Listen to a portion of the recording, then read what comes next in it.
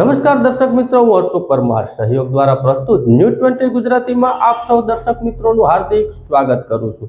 જોઈએ આજના મુખ્ય સમાચારો। જૂનાગઢ જિલ્લાના કલેક્ટર અનિલ કુમાર રાણા વચ્ચે રોડ સેફટી કાઉન્સિલની બેઠક થઈ હતી। ટ્રાફિકની સમસ્યા નિવારવા અને વાહન ચાલકોની મુશ્કેલીનો હલ કરવા તેમજ માર્ગ સલામતી ઉપર જરૂરી માર્કિંગ કરવા સાઇનબોર્ડ તેમજ સ્પીડ બ્રેકર મૂકવાની સૂચનાઓ આપવામાં આવી હતી। અધિકારીઓ સાથે જૂનાગઢ શહેરના ચોબારી ફાટક ખાતે જાત નિરીક્ષણ કરીને વાહન ચાલકોને પડતી મુશ્કેલીઓનો તાગ મેળવ્યો હતો। સામાન્ય રોડ સેફટી કાઉન્સિલની બેઠક કલેક્ટર કચેરી ખાતે યોજાઈ હતી, પરંતુ જિલ્લા કલેક્ટર અનિલ કુમાર રાણા વચ્ચે ટ્રાફિકની સમસ્યાના સચોટ નિરીક્ષણ માટે સ્પોટ પર ડિસ્ટ્રિક્ટ રોડ સેફટી કાઉન્સિલની બેઠક યોજી હતી।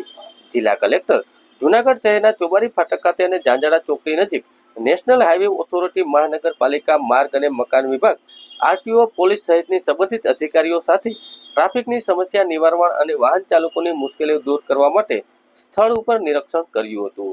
જિલ્લા કલેક્ટર અનિલ કુમાર રાણા વચ્ચે સાથે પરામર્શ કરતા રોડ ઉપર જરૂરી માર્કિંગ અને સાઇનબોર્ડ તથા સ્પીડ બ્રેકરો મૂકવા, વાહન મરામત કરવા તેમજ જરૂરી નિર્દેશો આપ્યા હતા।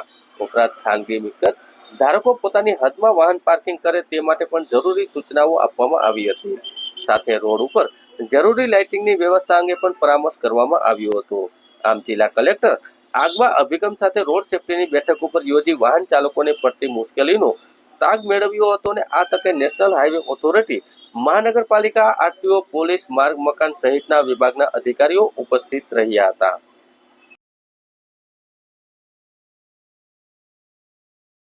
જૂનાગઢ ગિરનાર પર્વતો ઉપર આવેલા શક્તિપીઠ અંબાજીના મંદિર તનસુખગીરી બાપુ બ્રહ્મલીન થતા સંતો શિષ્યોમાં વિવાદ વકર્યો છે। જૂનાગઢ ગિરનાર પર આવેલા શક્તિપીઠ અંબાજી મંદિરના ગુરુ શિખર અને ભેટભંજન મહાદેવ મંદિરના શ્રીમદ તનસુખગીરી બાપુની નાદુરસ્ત તબિયતના લીધે દેવલોક પામ્યા હતા। ત્યારે બાપુને વાતે કતે પાલખી યાત્રા સાથે સમાધિ આપવામાં આવી હતી। ત્યારબાદ સંતો અને શિષ્યો વચ્ચે વિવાદ વિકર્યો હતો। અંબાજી મંદિરના હવે પછીના ગાદીપતિ કોણને વાતને લઈને જાહેરમાં વિવાદ વકર્યો હતો।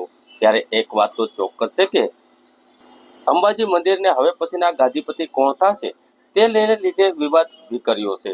જોવાનું એ રહ્યું કે અંબાજી મંદિરના ગાદીપતિ હવે કોણ આવશે તે નક્કી કરવામાં આવશે।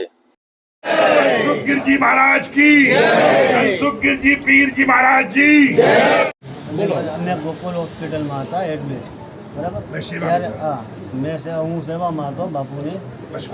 રાતના 11 વાગે અમે સૂઈ ગયા હતા ઉપર રૂમમાં, ને બાપુ આઈસીયુ રૂમમાં હતા, ને આઈસીયુ રૂમમાં કોઈને જવા દે નહીં, બરાબર। અને ત્યારે રાત્રે 11 વાગે યોગેશભાઈ અને નાના પીર એ બધા આવ્યા છે, હા બરાબર। એ આવ્યા અને મને અવાજ માર્યો કે અંદર આઈસીયુમાં કંઈક ગડબડ થાય છે। એટલે મેં કીધું શું છે? તો કે યોગેશ કે ભાઈ હું ત્યાં જઈ આવ્યો છું અને ત્યાં કંઈક, હા મને ફોન આવ્યો યોગેશભાઈનો, મને કીધું કે અંદર આઈસીયુ રૂમમાં કંઈક ગડબડ થાય છે। એટલે મેં શું થાય છે? કે ત્યાં દસ્તાવેજ ઉપર કંઈક અંગૂઠા લે છે।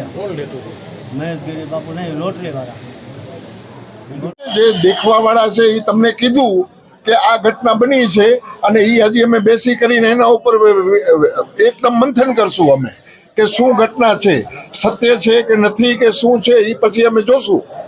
અને જેણે દેખી છે એ તમને ઇન્ટરવ્યુ દીધું છે એમણે।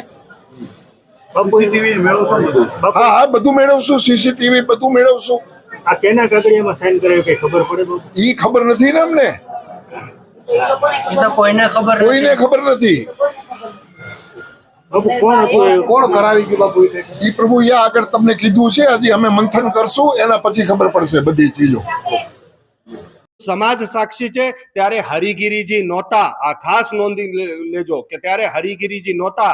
જ્યારે મેં દીક્ષા લીધી હતી ત્યારે તનસુખગીરી બાપુ અને બીજા અમારા 4 પંચગુરુ, એમાંથી તનસુખગીરી બાપુએ મારી ચોટી કાપી, એ બીજા ગુરુએ મને ભભૂત આપી, લંગોટ આપીને આ બધી દીક્ષા અમારી થયા પછી તનસુખગીરી બાપુએ દીક્ષા આપ્યા પછી મને સુખડ ગાદીએ સોંપવામાં આવ્યો અને પછી અમૃતગીરીજી મહારાજનું નામ લાગવામાં આવ્યું। હવે બીજી વાત આ રહી કે મહેશગીરી બાપુએ ત્યાં સહી સિક્કા કરાવ્યા કે નહીં, અને તનસુખગીરી બાપુએ એવું કીધેલું કે આ બધું જે છે મારી તબિયત અસ્વસ્થ છે તો તમે બધું ધ્યાન રાખજો। તો ધ્યાન રાખવાની જ્યારે વાત આવે તો એક મારા પંચગુરુમાં રહ્યા છે ને શિષ્ય બનાવીને ને પછી મને સુખડમાં સોંપ્યો છે, તો મારી જવાબદારી બને છે કે ત્યાં કંઈ ખોટું ન થાય, અને ખોટું ન થવા માટે એના માટે પછી મને કંઈ પણ કરી છૂટ બાકી છે. બીજી વાત આવે છે કે સહી સિક્કા કરાવ્યા. હું કહી રહ્યો છું કે કરાવ્યા, સાક્ષીમાં કરાવ્યા, ડોક્ટરોના ઉપસ્થિતિમાં કરાવ્યા, ત્યાં સીસીટીવી કેમેરા હશે એમાંય જોઈ લ્યો, કરાવ્યા. અને કિશોરને બોલાવ્યા હતા, એ કોઈ આવ્યો નહોતો, એનાય સાક્ષી છે કે કિશોરને મેં બોલાવ્યા હતા. યોગેશ ગીરીને અમે અહીંયાથી લઈને ગયા હતા અને ત્યાં મળ્યા હતા અને સાક્ષીમાં કરાવ્યા હતા.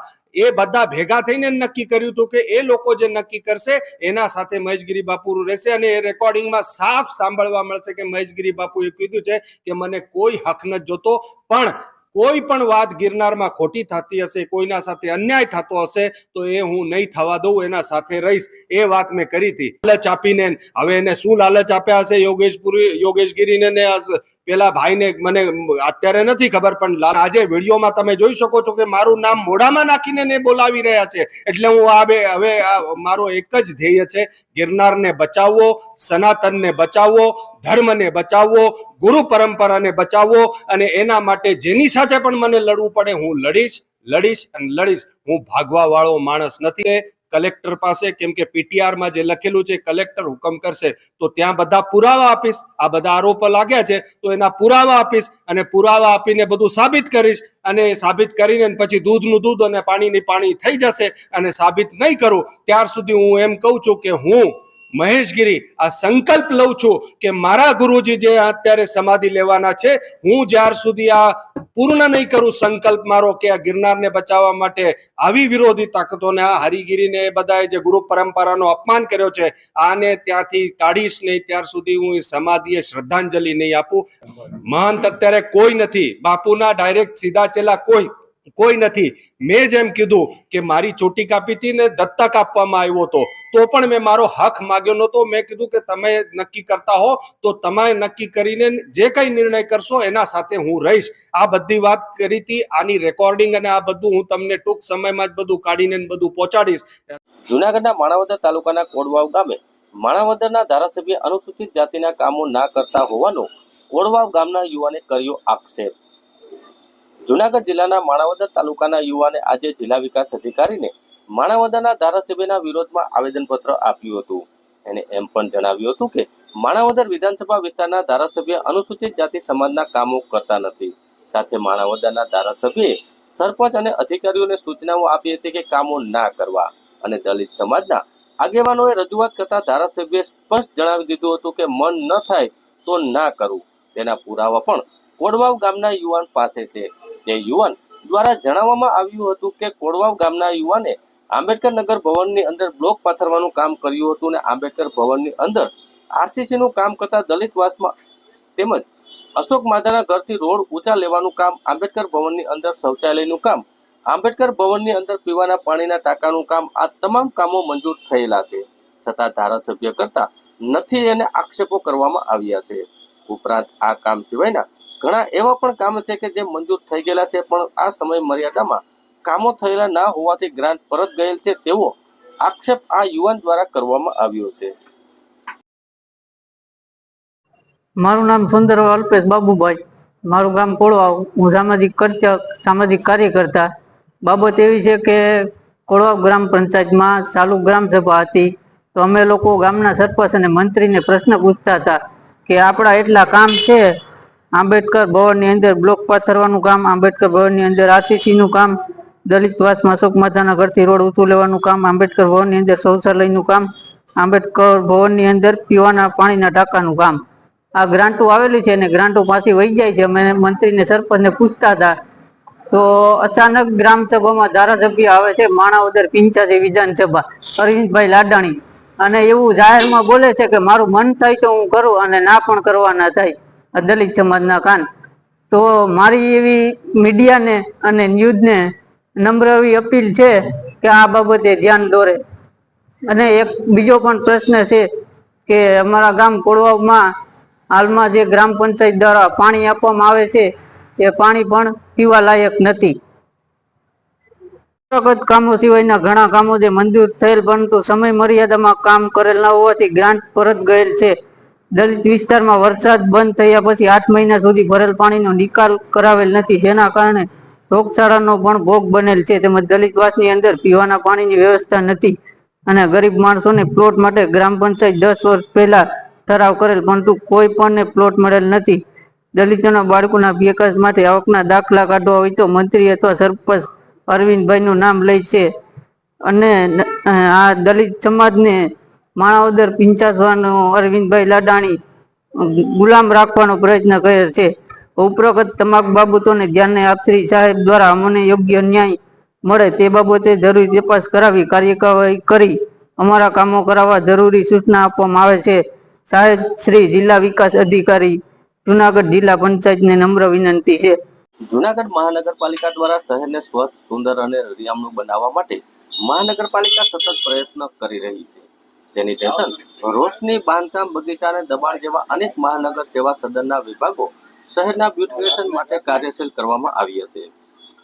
જૂનાગઢ મહાનગરપાલિકા દ્વારા શહેરને સ્વચ્છ, સુંદર અને રળિયામણું બનાવવા માટે માન્ય કમિશનર ડોક્ટર ઓમ પ્રકાશની સૂચના અને નાયબ commissioner A.S. Chapda, assistant commissioner Jayesh P Vanja, secretariat assistant commissioner tax અને સેનિટાઇઝર સુપરિન્ટેન્ડન્ટ કલ્પેશજી ટોલિયાના માર્ગદર્શન મુજબ સેનિટાઇઝર સુપરવાઇઝર મનીષ દોશી, રાજેશભાઈ ત્રિવેદી, ધર્મેશભાઈ ચુડાસમા, ભરતભાઈ ગોસ્વામી દ્વારા શહેરમાં મજવડી ગેટથી ભેસાણ ચોકડી સુધી આસિસ્ટન્ટ કમિશનર જયેશપી વાંજાની ઉપસ્થિતિમાં સઘન સફાઈ ઝુંબેશ હાથ ધરવામાં આવી હતી, જેમાં 35 સફાઈ કર્મચારી અને જેસીબી ટ્રેક્ટર ફ્રન્ટ લોડરની મદદથી રસ્તામાં આવેલા ડિવાઈડરની બંને બાજુની સફાઈ, જાળી ઝાકડા દૂર કરવામાં આવ્યા હતા. જ્યારે આજરોજ બગીચા શાખા દ્વારા શહેરના નર્તરૂપ અને જોખમી વૃક્ષોની ડાળીઓ કાપવામાં આવી હતી.